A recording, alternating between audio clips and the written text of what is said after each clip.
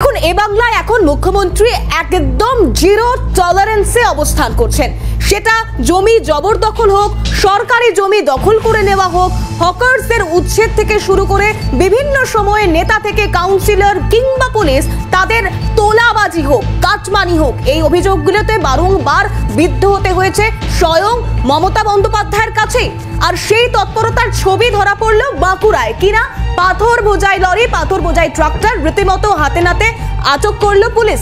সেই ছবি এই মুহূর্তে আপনাদেরকে দেখাচ্ছি। পাথর বোঝাই লরি, পাথর বোঝাই ট্রাক্টর, একের পর এক গাড়ি আটক হচ্ছে। প্রশাসনিক তৎপরতা ভীষণ ভালো কথা যে যদি এভাবে সত্যি পাচার বা কাটমানি বা তোলার পথ থেকে দূরে থেকে স্বচ্ছতা আনা যায়। কিন্তু এর পাশাপাশি আরো একটা ছবি আপনাদেরকে দেখাই, যেখানে এই মধ্যমগ্রাম, উত্তর 24 পরগনার মধ্যমগ্রাম, দেখুন সেই ছবি দেখাচ্ছি আপনাদের।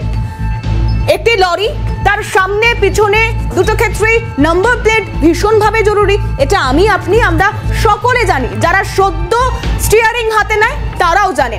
কিন্তু তারপরে দাঁড়িয়েও এই ছাপাখানা, যে ছাপাখানায় রীতিমতো, যে ছাপাখানার মালিক কৌশিক কর, যাকে গ্রেফতার করা হয়েছে বিহারের প্রশ্ন ফাঁস কাণ্ডে, অভিযুক্তের তালিকায় তার নাম রয়েছে, সঞ্জয় মুখিয়ার ঘনিষ্ঠ তিনি। কিন্তু তারপরে দাঁড়িয়েও সেখানে উত্তরপ্রদেশ থেকে লরি আসছে উইদাউট নাম্বার প্লেট, সেখানে এ রাজ্যের পুলিশ প্রশাসন কি করছেন?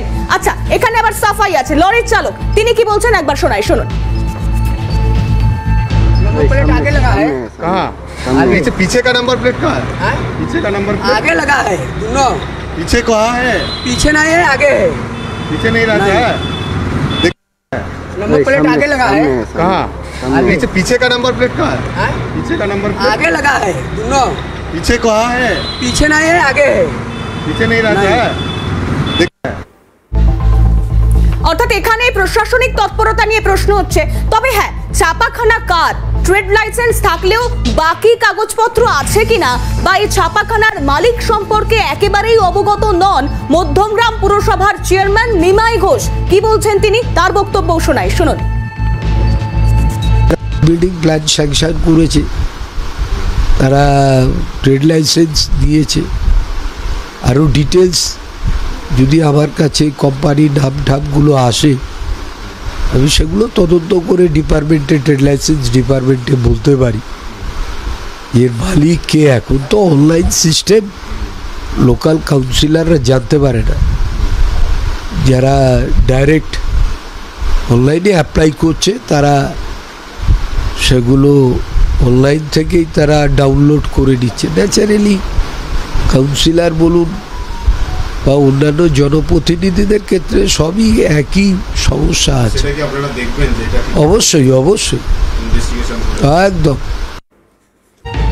আমি আপনি রাতের বেলা বা দিনের বেলা যে কোনো এক্সপ্রেসওয়ে, হাইওয়ে দিয়ে যাতায়াতের সময় সারিবদ্ধ লরি থেকে কখনো কখনো টাকা তোলার যে ছবি ক্যামেরাবন্দি হয়, যা সিএনএর ক্যামেরাতেও যথেষ্টভাবে অনেকবার আমরা আপনাদেরকে দেখিয়েছি।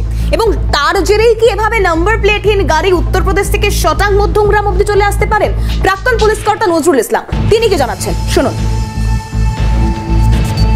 যখন প্রশাসন শক্ত থাকে তখন মানুষ অপরাধ করতে ভয় পায়, কিন্তু যখন প্রশাসন নড়বড়ে হয়ে যায়, এমনকি প্রশাসনের লোকেরা অপরাধের সঙ্গে যুক্ত হয়ে যায়, অপরাধের সাহায্য করে, তখন অপরাধীরা একদম খোল্লা অপরাধ করে। তো আপনারা যে উদাহরণ দিচ্ছেন সেটা দেখে এইটা মনে হচ্ছে যে এখানকার প্রশাসন অপরাধ দমন করার থেকে অপরাধকে সহায়তা করছে। এখন রাজ্যের মুখ্যমন্ত্রী পুলিশের দুর্নীতির কথা বলছে, সে পুলিশ মন্ত্রীকে মুখ্যমন্ত্রী নিজে।